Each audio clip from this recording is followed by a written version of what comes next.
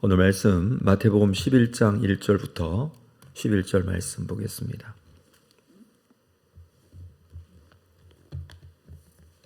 마태복음 11장 1절부터 11절까지 말씀을 한 절씩 교독하겠습니다. 예수께서 12제자에게 명하시기를 마치시고 이에 그들의 여러 동네에서 가르치시며 전도하시려고 거기를 떠나가시니라.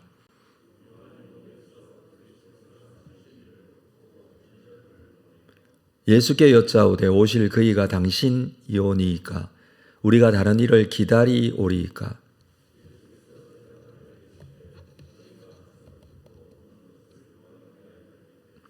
맹인이 보며 못 걷는 사람이 걸으며 나병 환자가 깨끗함을 받으며 못 듣는 자가 들으며 죽은 자가 살아나며 가난한 자에게 복음이 전파된다 하라.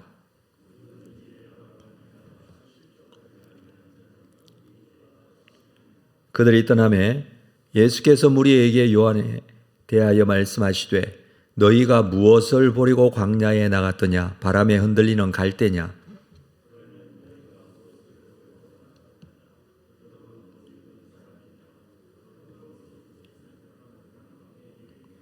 그러면 너희가 어찌하여 나갔더냐? 선지자를 보기 위함이었더냐?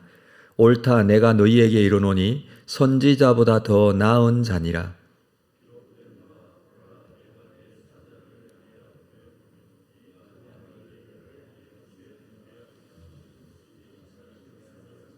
함께 읽습니다.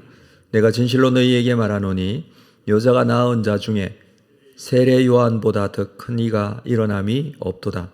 그러나 천국에서는 극히 작은 자라도 그보다 크니라. 아멘. 우리가 마태복음 10장 말씀을 어제까지 말씀을 나누었는데 10장에서 예수님께서는 제자들을 택하시고 그리고 부르시고 그리고 파송하십니다. 파송하시면서 부탁하신 말씀들이 있었죠. 그 말씀들을 함께 살펴보았습니다. 그리고 오늘 1절 말씀에 보면 예수께서 12제자에게 명하시기를 마치시고 이에 그들의 여러 동네에서 가르치시며 전도하시려고 거기를 떠나가시니라. 그들의 동네에서 가르치며 전도하고 거기를 이제 떠나십니다. 그리고 이어지는 오늘 11장 2절 이후의 말씀에서는 세례 요한에 대한 이야기가 이어집니다. 세례 요한은 현재 지금 감옥에 갇혀 있습니다. 투옥된 상태에서 세례 요한의 제자들을 예수님께 보냅니다. 투옥된 상태이지만 예수님께서 행하신 이 일들에 대한 그 내용을 듣고 제자들을 보낸 것이었죠. 예수님께서 행하신 일 앞에서 지금까지 살펴본 내용들입니다. 그 내용들 듣고 제자들을 보내고 있습니다. 2절 말씀을 보면 요한이 옥에서 그리스도께서 하신 일을 듣고 제자들을 보내요. 예수님께서 하신 일은 우리가 지금까지 살펴본 5장에서 7장까지 내용의 말씀은 산상수훈의 말씀이었죠. 그리고 8장, 9장에서는 여러 가지 기적들을 행하셨습니다. 그리고 10장에서 제자들에게 파송하시면서 당부하신 말씀. 자, 이 기록된 말씀들이지만 이 이야기들을 그동안 예수님께서 하신 행적들인데 이 말씀들을 세례 요한이 듣고 제자들을 보내면서 이런 질문을 합니다. 3절에 예수께 여짜오되 오실 그이가 당신이오니까 우리가 다른 일을 기다리오리까. 오실 그이가 당신, 오실 그이는 그리스도를 말하는 것이죠. 메시아로서 오실 이, 그분이 당신입니까? 아니면 다른 일을 기다려야 됩니까? 이렇게 질문한 것인데 이 질문에 담겨진 의도가 있습니다. 그 의도는 뭐냐 하면 그리스도께서 이제 오셔서 이렇게 사역을 하고 계신데 왜 아직 세상은 아무것도 변하지 않고 있는가라는 것에 대한 질문입니다. 구약에서 기다려온 메시아 그리스도께서 오시면 세상이 변화될 것이다 라는 기대감을 가지고 있었죠. 그것은 당연히 하나님의 나라가 임하게 될 것이고 하나님의 통치가 이루어지게 될 것이고, 그렇게 된다면 당연히 이 세상은 온전하게 변화되어지고 바뀌어야 되는데 아직 바뀐 게 없다는 것입니다. 여전히 이 세례 요한도 감옥에 갇혀 있고, 여전히 아직도 로마의 압제에 이 민족이 시달리고 있고, 그리고 잘못된 악한 이들이 득세하고 있는 이 세상이 이해가 되지 않는다는 것입니다. 그리스도 그분이, 기다려온 그분이 오셨는데 아직도 변화되지 않는 이 세상은 왜 그렇습니까? 이런 질문이라고 할 수 있습니다. 자, 예수님께서 대답을 하시죠. 4절에 대답하여 이르시되 너희가 가서 듣고 보는 것을 요한에게 알리라. 보고 들은 것을 알리라 라고 하면서 그 내용이 이렇습니다. 5절에 맹인이 보며 못 걷는 사람이 걸으며 나병 환자가 깨끗함을 받으며 못 듣는 자가 듣고 죽은 자가 살아나야 나며 가난한 자에게 복음이 전파된다 하라. 자, 이 내용은 예수님께서 마태복음 8장 9장에서 행하셨던 기적의 내용들을 말해주고 있어요. 맹인을 보게 하고 나병 환자를 깨끗하게 했습니다. 죽은 자를 살아나게 했습니다. 못 듣는 자, 말하지 못하는 자를 온전케 하셨습니다. 실제로 행하신 일, 사실 이제 이 말씀은 이사야서 61장 1절 2절에 나오는 내용의 말씀을 인용한 것이기도 한데, 이 인용된 말씀은 실제로 예수님께서 지금까지 행하신 일이다라는 것입니다.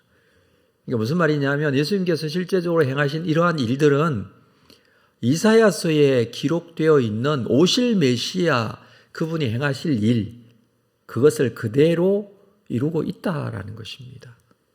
메시아가 오셔서 하시는 일은 세상을 바꾸어 심판하고 악인들을 징계하고 세상을 뒤집어 엎는 그런 모습으로 이해했던 세례 요한의 질문에 대한 예수님의 대답은 메시아의 오심은 해방과 자유가 백성들에게 주어지게 된다라는 것을 말씀하고 있는 것입니다.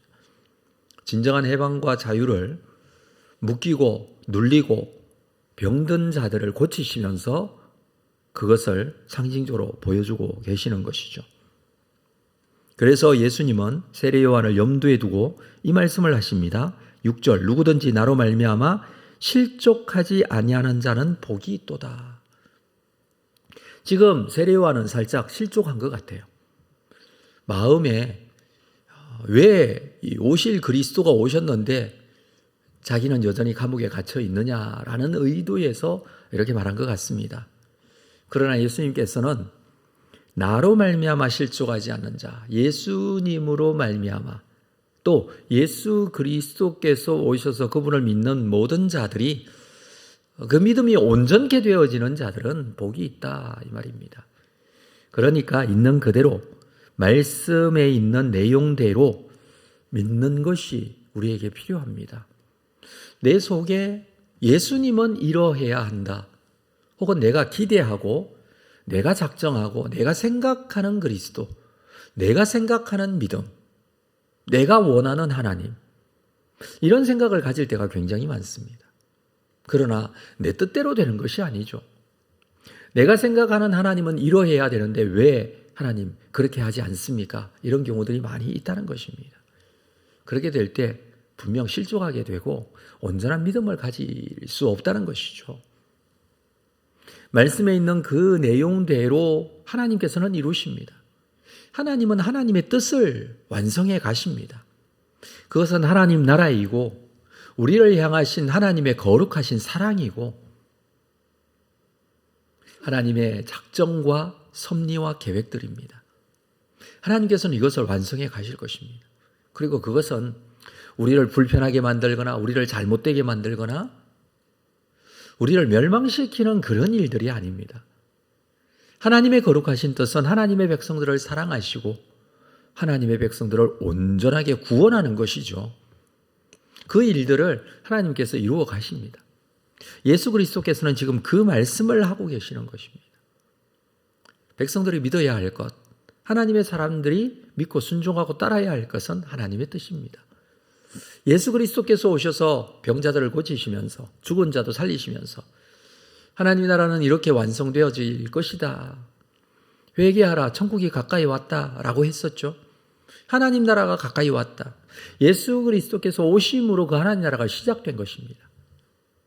이후에 완성될 하나님 나라, 우리가 천국에 가서 맛보게 될 그 하나님 나라, 그 하나님 나라는 이미 예수 그리스도의 오심으로 시작된 것입니다. 우리가 그 시대를 살고 있는 것이죠.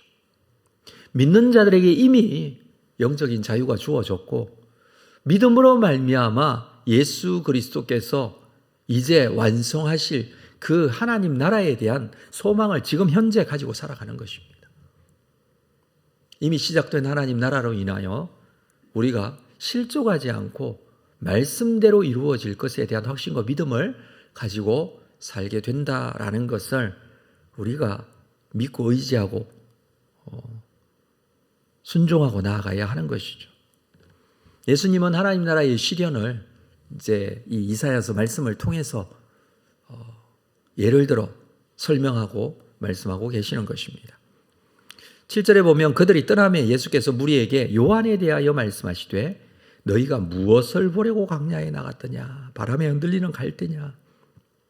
이 광야에 나갔다라는 것은 유대 광야를 말하는데 이 광야는 요단강 옆에 유대 광야가 있습니다. 요단강가에 갈대가 있는데 이 갈대는 요한이 세례를 베푼 장소인 요단강 주변에 물가에서 자라는 것입니다. 갈대는 쉽게 바람에 흔들리죠. 이 갈대를 보려고 광야로 간 것이 아니라 세례 요한을 보러 가지 않았느냐, 그 말을 해주고 있습니다. 8절, 그러면 너희가 무엇을 보려고 나갔느냐? 부드러운 옷 입은 사람이냐? 부드러운 옷을 입은 사람은 왕궁에 있느니라. 부드러운 옷을 입었다. 왕궁에 있는 부드러운 옷 입은 사람은 사실 헤롯 안티파스를 말합니다. 헤롯 안티파스가 요한을 감옥에 가두고 나중에 요한을 죽이게 되죠. 너희가 광야로 나아가서 세례 요한을 보러 나갔지 갈대를 보러 간 것도 아니고 부드러운 옷 입은 이 헤롯 안티파스와 같은 그런 사람들을 보러 나간 것도 아니다. 그들을 의지하고 그들을 믿고자 나간 것이 아니라 세례 요한을 보러 나가지 않았느냐. 그 세례 요한은 어떤 사람인가 하면 9절에 너희가 어찌하여 나갔더냐? 선지자를 보기 위함이었더냐? 옳다. 내가 너희에게 이르노니 선지자보다 더 나은 자니라. 자, 세례 요한을 선지자로 표현을 하고 있습니다. 그리고 그는 선지자보다 큰 자다라는 말씀을 합니다. 10절에 볼까요? 기록된 바 보라 내가 내 사자를 내 앞에 보내노니 그가 내 길을 내 앞에서 준비하리라 하신 것이 이 사람에 대하여 말씀하신 것이라고 합니다. 사실 이 말씀은 말라기 3장의 말씀과 출애굽기 23장에 있는 말씀을 결합하여 인용하고 있습니다. 구약에 있는 말씀을 인용하기는 하지만 말라기에 나오는 내용 그리고 출애굽기에 나오는 내용, 사실 이 출애굽기에 나오는 내용의 말씀은 하나님께서 이스라엘 백성들을 광야로 인도해 가시는데 천사가 이스라엘을 약속의 땅 가나안으로 인도하는 것, 그것을 비유로 지금 말씀해 주고 있거든요. 그리고 말라기에서는 그리스도의 오심, 메시아의 오심을 예비하는 예비자로서 엘리야에 대한 이야기가 기록이 되어 있습니다. 자, 그것을 합쳐서 지금 이렇게 말하고 있습니다. 내가 내 사자를 내 앞에 보내노니 그가 내 길을 내 앞에 준비하리라. 세례 요한은 이와 같이 내 앞에 준비된 사람이다라는 것을 말해주죠. 어떻게요? 이스라엘을 천사가 인도하여서 가나안 땅으로 인도해 간 것처럼 세례 요한이 하나님 나라로 인도하는 역할을 했다라고 그렇게 말씀하시는 것입니다. 요한의 역할이 그것입니다. 우리가 앞에서도 살폈습니다마는 세례 요한은 그리스도가 아닙니다. 그러나 그리스도에게로, 하나님 나라로 인도하는 역할을 한 사람이었다라는 것입니다. 마지막 11절을 볼까요? 내가 진실로 너희에게 말하노니 여자가 낳은 자 중 세례 요한보다 더 큰 이가 일어남이 없도다. 그러나 천국에서는 극히 작은 자라도 그보다 크다. 세례 요한은 여자가 낳은 자 중에 큰 이가 없다라고 할 정도로 예수님의 칭찬이 있습니다. 요한은 그리스도에게로 사람들을 인도하고 하나님 나라를 소개하고 구원받게 하는 역할을 했습니다. 이보다 더 중요한 일은 없다라는 것입니다. 정말 귀중한 일들을 감당하게 되었습니다. 이 은혜를 세례 요한이 누리게 된 것입니다. 비록 지금은 감옥에 갇혀 있고 또 순교하게 되지만 그의 사역을 통하여서 많은 이들이 그리스도를 만나게 되고 하나님 나라로 이끌림을 받게 되는 그런 놀라운 은혜가 세례 요한을 통하여 가능하게 되었다라는 것을 말씀하시는 것이죠. 그리고 뿐만 아니라 천국에서는 극히 작은 자라도 그보다 크다. 자, 이 세상에서 이 사명을 감당하는 세례 요한, 여자가 낳은 자 중에 세례 요한보다 더 큰 자가 없다라고 할 정도로 대단한 사람이었던 세례 요한도 천국에 가면 천국에 있는 사람들은 세례 요한보다 더 크고 위대한 사람들이 될 것이다 라고 해주고 있습니다. 하나님 나라에 대한 소망을 이렇게 표현하고 있는 것이죠. 그렇습니다. 하나님 나라, 그 나라를 소망하는 하나님의 백성으로서 우리가 가져야 될 천국 백성으로서의 분명한 정체성에 대해서 말해주고 있다는 것이죠. 먼저는 우리 또한 모든 이들을, 사람들을 하나님께로, 하나님 나라로 인도하는 이 세례 요한과 같은 역할을 감당해야 된다라는 것입니다. 그것이 오늘 우리가 깊이 생각하고 묵상하고 또 기도해야 될 내용이고, 두 번째는 그런 우리가 궁극적으로 가지게 될 하나님 나라의 백성, 천국 백성으로서의 소망을 가져야 한다라는 것입니다. 그곳에는 아무리 작은 자라도 세례 요한보다 크다라고 주님께서 소망의 말씀을 해주고 계십니다. 이 세상에 살면서 천국을 바라보고 사는 사람이 우리가 가져야 될 우리의 분명한 정체성이고 소망이다라는 것을 말해줍니다. 오늘 우리가 살아내야 할 삶의 자리에서 이 소망을 잃어버리지 않고 살아갈 때에 하루의 삶이 하나님의 영광을 위한 삶이 될 줄로 압니다. 주어지게 되는 여러 가지 기도의 제목으로 눌리지 마시고 또 절망과 좌절, 두려움 속에 빠지지 마시고 이 소망을 가지고 믿음 가운데 승리하는 여러분들 다 될 수 있기를 주님의 이름으로 축복합니다.